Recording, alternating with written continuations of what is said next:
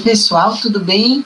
Hoje nós vamos continuar nosso curso de Microeconomia 2, parte 3, sobre informação assimétrica, que é uma falha de mercado, ok? Então, o que é isso? O que é informação assimétrica? Bem, a informação assimétrica ocorre quando há diferenças na informação, quando não se sabe distinguir, por exemplo, a qualidade, ou o tipo, ou a quantidade. Então, por isso, é uma falha de mercado. Em alguns mercados, isso ocorre principalmente porque em alguns mercados pode ser muito caro ou até impossível você obter informações sobre qualidade de bem, por exemplo. Então, nós vamos ver alguns exemplos de informação assimétrica. Por exemplo, o mercado de trabalho. Até aqui nós consideramos que o trabalho é um produto homogêneo. E é muito difícil para o empregador avaliar a produtividade dos empregados. É uma situação chamada de principal agente, em que o principal, que é o chefe, às vezes não consegue detectar quando vai, por exemplo, empregar um funcionário com base no currículo, certo? Então, um outro exemplo, que também é muito usado de informação assimétrica, é o de carro usado. É muito difícil o consumidor, a pessoa que está interessada em comprar um carro usado, saber se ele é de boa procedência ou se ele é um limão, é o que chamam nos Estados Unidos. Para nós, seria mais um abacaxi, se ele é um abacaxi ou se é um carro bom. O vendedor sabe, certo? Então, tudo que impede, isso é que é informação assimétrica, é tudo que impede o funcionamento do mercado e por isso é uma falha de mercado. Certo? O mercado de carros ruins é o exemplo mais famoso, e eu vou contar uma história para vocês. Eu tenho um amigo que ele, num determinado carnaval, ele foi a uma cidade e que existia uma espécie de córrego, e ele jogou o carro dentro desse córrego, e depois eu soube que ele estava colocando o carro à venda. Você acha que ele ia dizer para alguém que ele jogou o carro nesse córrego? Que o carro ficou até a metade dele molhado e que com certeza encharcou o motor e que ele passou vários tempos tentando em mecânico recuperar e recuperou, mas esse carro deve ter várias sequelas. Você acha que ele vai dizer isso? Ele não vai dizer, e quem compra não tem como adivinhar. Ele pode até contratar um mecânico, mas se for bem feito o serviço, o mecânico pode não desconfiar. Então, o mercado de carros ruins é um tipo de informação assimétrica. Vamos imaginar a seguinte situação que tem no livro do Varia, um mercado em que demandantes e ofertantes têm informações diferentes sobre a qualidade, que é o exemplo que a gente estava dando. Por exemplo, tem 100 ofertantes de carros usados e 100 demandantes de carros usados. Os demandantes e ofertantes sabem que 50% dos carros são bons e 50 carros são ruins. Nesse caso são 100, então 50 bons, 50 ruins. Os proprietários dos carros sabem quais são os bons, mas quem vai comprar, os demandantes, não sabem, a menos que seja dito a eles. Então, o proprietário de um carro ruim quer vender por R$1.000, por exemplo, $1.000, né? Um valor aqui 1.000. Já o proprietário de um carro bom quer vender o carro por R$2.000. E os compradores estão propensos a pagar até R$2.400 por um carro realmente bom. E só pagariam R$1.200 por um carro ruim, certo? Então, em ambos os casos, é um pouco maior do que o proprietário poderia vender. Se fosse muito fácil distinguir os carros bons dos carros ruins, dos limões, né, os bons dos limões, então os ruins seriam vendidos entre 1.000 a 1.200 e os bons seriam vendidos entre 2.000 a 2.400, que esse é o intervalo entre compradores e vendedores em ambos os casos, só que não é o caso. Já que os compradores não podem observar a qualidade do carro, ou seja, eles têm que adivinhar o quanto vale, mas como é que eles podem adivinhar? Certo? Você vai supor que um carro, você pode fazer o seguinte, você pode supor que um carro tem igual probabilidade de ser um carro ruim ou um carro bom, né? Então, o comprador estaria propenso a pagar um valor esperado. 50%, um meio, vezes 1.200, mais um meio, 2.400, que daria, então, esse valor de 1.800 como valor esperado, certo? Então, nós tínhamos dito que os carros ruins seriam vendidos entre 1.000 e 1.200, e os bons seriam vendidos entre 2.000 a 2.400. Então, a gente vê que, a partir desse valor esperado, quem é que estaria propenso a vender os carros usados por esse preço? Só os donos de carro ruim, certo? Então, isso significa que, porque você tira a média, pelo fato de você não ter como adivinhar os verdadeiros carros bons e distinguir dos ruins, essa situação acaba expulsando os bons do mercado. Veja, mas se o comprador, por exemplo, continuando, né? Se o comprador tivesse certeza que compraria um carro ruim, aí ele não ia pagar os 1.800 por ele. Ele pagaria entre 1.000 e 1.200, que é o preço que se dá para um carro ruim. Então, nesse preço, de novo, só os carros ruins seriam ofertados. E essa assimetria de informação expulsa os carros bons do mercado, certo? Então, isso é uma lógica que prejudica o mercado, pelo fato de não se saber como fazer. E por que isso acontece? Qual é a origem dessa falha de mercado? Bem, o vendedor de carro ruim afeta a percepção dos compradores sobre a qualidade dos carros no mercado.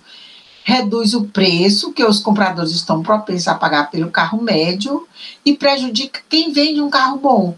Você sabe que não é incomum uma pessoa ter um carro usado bom, uma pessoa que cuida bem do carro, muito zeloso, as pessoas querem vender, mas acabam não vendendo, ficando com carros usados na garagem, porque o valor que querem ofertar de mercado é muito inferior ao valor do carro, apesar do ano ser antigo, porque o carro pode estar em ótimo estado. Mas torna difícil, então, vender carros de alta qualidade, já que vários ruins estão no mercado e é difícil a pessoa adivinhar. Então, colocar a venda, muitas vezes, nesse mercado de automóveis usados, já envia um sinal negativo, a menos que você conheça a pessoa que está querendo vender o carro. Certo? Então, nós vamos ver um outro exemplo de quando a qualidade não é uma coisa assim, que é o próprio vendedor que sabe, né, e o demandante não sabe. É quando o produtor sabe, nesse caso, assim, de uma produção, e o exemplo usado é o exemplo dos guarda-chuvas. 2 tipos de guarda-chuvas são ofertados. Tem uns que são de alta qualidade e outros de baixa qualidade. Os consumidores pagariam 14 por guarda-chuva de alta qualidade e 8 por guarda-chuvas de baixa qualidade. Aqueles, quando a gente vai pegar chuva, ele vira ao contrário. Então, só é possível saber a qualidade de um guarda-chuva realmente quando você abre e testa, certo? Alguns fabricantes produzem de alta qualidade, guarda-chuva de alta qualidade, e outros fabricantes produzem guarda-chuva de baixa qualidade. Se o custo de produção é 11,50, para todos os dois, tanto os que produzem de alta qualidade como de baixa qualidade, certo? E considerando que esse setor de guarda-chuvas é competitivo, qual é a qualidade esperada dos guarda-chuvas produzidos nesse mercado? Se os consumidores julgam a qualidade pela qualidade média vendida, então a gente pode imaginar que, considerando, por exemplo, a fração de guarda-chuvas como que o consumidor estaria disposto a pagar um determinado preço que é igual a 14Q, que é o valor que se paga a um guarda-chuva de alta qualidade, mais 8, que é o valor de se paga a um guarda-chuva de baixa qualidade, vezes guarda-chuvas de baixa qualidade, que é o menos Q. Então, se só serão produzidos os de baixa qualidade, os consumidores só pagariam 8. Mas acontece que produzir tanto guarda-chuva de alta como de baixa qualidade custa 11,50. Então, nesse caso, não seriam vendidos os guarda-chuvas de baixa qualidade, nem seriam produzidos, porque o valor deles é bem inferior ao valor do custo deles. Então, só são produzidos os de alta qualidade, considerando esse custo. Os consumidores estão dispostos a pagar 14, então faz sentido. Com a competição, o preço a gente sabe que se iguala ao custo marginal, que é 11,50. Então, se são produzidos 2 qualidades de guarda-chuva, então 14Q mais 8 menos Q deve ser maior ou igual a 11,50, e isso leva a um Q, que é a fração de guarda-chuva de alta qualidade, igual a 8 sobre 12 avos, o que significa quase 60% da produção, certo? E se os custos forem diferentes? Se produzir um guarda-chuva de alta qualidade custa 11,50 e produzir o de baixa qualidade custa um pouco menos, custa 11. Para ter lucro, os produtores irão produzir guarda-chuva de baixa qualidade, já que o custo é mais baixo. Mas os consumidores só estão dispostos a pagar 8 por guarda-chuva nessa qualidade, né? Guarda-chuva de baixa qualidade. Então, a possibilidade de só existir guarda-chuva de baixa qualidade destrói o mercado. O resultado é semelhante ao que nós vimos no exemplo anterior. Então, há uma expulsão de guarda-chuva de alta qualidade desse mercado, assim como havia no mercado de limões dos automóveis usados. Então, isso é o que se chama, em informação assimétrica, de seleção adversa. Seleção adversa é toda vida que itens de baixa qualidade expulsam do mercado itens de alta qualidade. Isso é chamado de seleção adversa. Por causa dessas características, por não se ter como saber a verdadeira qualidade ou tipo, né, do material em questão. Então, a seleção adversa, vamos falar agora de um outro exemplo de seleção adversa, que são os planos de saúde ou o plano de seguro, certo? Uma companhia de seguro, vamos considerar a situação de que a ocorrência de furto, né, pessoas às vezes querem segurar o automóvel, a casa, dependendo do bairro que moram, esse desejo, essa demanda é ainda maior. A gente sabe que a ocorrência de furto depende do bairro, né? E se for ofertado, a companhia de seguro ofertar o valor que a pessoa tem que pagar pelo seguro, de acordo com base na taxa de furto média daquele determinado local. Então, para as pessoas de comunidade segura, às vezes elas podem não ter interesse de comprar, porque, na verdade, elas podem nem precisar, já que o bairro é muito seguro. Então, isso leva a só comprar nas comunidades de risco, e isso é uma seleção adversa de novo, porque, nesse caso, os bairros inseguros expulsam os compradores possíveis de seguro dos bairros que são mais seguros, certo? Então, mesmo assim, se a companhia do seguro ou de plano de saúde, eu estou falando de seguro, mas isso vale também para plano de saúde, cobrar pelo valor do risco médio. Os de alto risco, vamos pensar no local, naquela situação de bairros novamente. Os que moram em bairros de alto risco, que tem alta taxa de roubo e de outras coisas, né? Elas estarão melhor porque elas pagam menos pela média, na média, do que se fosse considerado o real risco daquele bairro. E as pessoas que estão nos bairros de baixo risco, também para elas não é tão ruim, porque se fosse cobrado o valor que é cobrado para bairros tudo igual, só para os de alto risco, também ia ser maior o valor para elas. Então, a restrição, ou seja, uma empresa de seguro cobrar pela média, pode levar a uma melhoria de Pareto, certo? E esse paradoxo ocorre por causa da externalidade entre pessoas de baixo e de alto risco. Isso vale também para planos de saúde. Pessoas de baixo risco são pessoas que não têm nenhuma doença séria que comprometa a sua saúde em geral.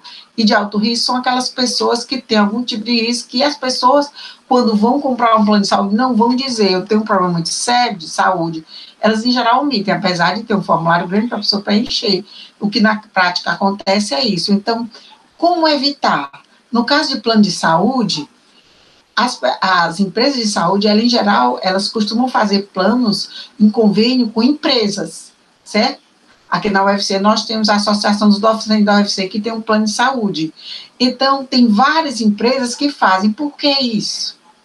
Porque você pegando de uma empresa os vários funcionários, você pega uma aleatoriedade, você faz pela média. Em média, você não vai concentrar, não vai escolher uma seleção adversa, porque tem pessoas de alto risco e de baixo risco. Assim como no caso dos bairros, né, a taxa de seguro sendo pela taxa média é uma melhoria de Pareto, ok? Agora, existe um outro tipo de informação assimétrica que também é muito conhecida, que é chamada de risco moral ou de perigo moral, é moral hazard. Eu coloquei essa plaquinha que tem aí, aparece, University of Illinois, é uma placa de uma bicicleta que eu usava quando fazia o doutorado na Universidade de Illinois, nos Estados Unidos. Isso aqui é porque eu comprei um seguro para segurar minha bicicleta. Apesar de ser uma cidade muito tranquila, a cidade de Urbana, Champaign, em geral, são reportados roubos de bicicleta lá. Não é uma coisa muito incomum, acontece de vez em quando. Então, as bicicletas, você pode fazer um seguro para não perder sua bicicleta. Aí acontece uma coisa muito curiosa, é que, em geral, as pessoas podem mudar a sua atitude. Quando a gente estava falando de seleção adversa, a gente falava do tipo, da qualidade, dos produtos. Aqui você está falando das ações, do comportamento da pessoa. Por exemplo, a pessoa que faz um seguro na bicicleta, e foi reportado lá de que as pessoas tinham tanta certeza que, ao ser subtraído a bicicleta, elas ganhariam um valor para comprar uma outra bicicleta. Então, as pessoas poderiam não amarrar mais bem a bicicleta, deixar a bicicleta sem ter aquela tranca. Por quê? Porque elas sabiam que tinham seguro e que iam receber outra bicicleta. Então, toda vida, quando a probabilidade de furto for afetada pelas ações dos compradores, e quem vende a pólice não tem como saber como a pessoa vai agir depois, certo? E isso se chama de risco moral. É diferente do risco do bairro, que se refere ao tipo de bairro. Aqui a gente fala de ações. Então, a falta de incentivo para tomar cuidado. Por que falta de incentivo? Porque você está com a bicicleta certa, você assegurou seu carro, você sabe que ganha outro. Então, essa falta de incentivo leva você a ser mais displicente, ter menos cuidado. Então, existe um dilema por parte dos vendedores de apólice de seguro. Se tiver muito risco, pouco seguro, então o risco é muito elevado. Naquele bairro você fazer um contrato. Mas se tiver muito seguro, aquele local, tiver pouco risco, então as pessoas tomam pouco cuidado. Às vezes pessoas que moram, por exemplo, em apartamentos que se acham muito seguras, costumam deixar até a porta aberta. Isso é um risco também, certo? Então, qual a diferença, então, entre seleção adversa e risco, perigo moral? Qual seria? Exatamente o que eu falei antes, né? No caso da seleção adversa, diz respeito à qualidade ou tipo. E no caso do risco moral, perigo moral, diz respeito às ações, às atitudes, após feito um contrato, certo? Por exemplo, a gente pode pensar, por que é que existem as franquias? Você faz um seguro de automóvel e, em geral, se você tiver uma batida e for até determinado valor, você paga aquela parte e o restante a companhia de seguro paga. Por quê? Será que se a companhia de seguro pagasse tudo a partir de zero, de R$ 100, as pessoas poderiam, numa hora de raiva, bater no carro da frente, que sabiam que ia ser um valor pequeno e que a companhia de seguro ia pagar, certo? Por isso existem as franquias, para tentar, de alguma forma, fazer com que você possa modificar a atitude que você poderia fazer, certo? Caso a empresa de seguradora absorvesse todo o prejuízo, certo? E por que empresas oferecem plano de saúde? Eu já mencionei, porque elas fazem isso pela média. Tem funcionários de todos os tipos, de alto risco e de baixo risco, e na média elas não estão entrando numa situação de seleção adversa. E por que vendedores oferecem garantias? Bem, garantias já é uma situação de sinalização. É uma forma de você dar um sinal de que você é da qualidade ou tipo bom, se distingue dos outros. E tem umas coisas bem interessantes nessa área de sinalização. É utilizado em geral em artigos, muito em artigos relacionados a emprego. Eu mencionei no começo para vocês que é difícil só pelo currículo você selecionar o empregado e você saber qual é o nível de produtividade dele, né?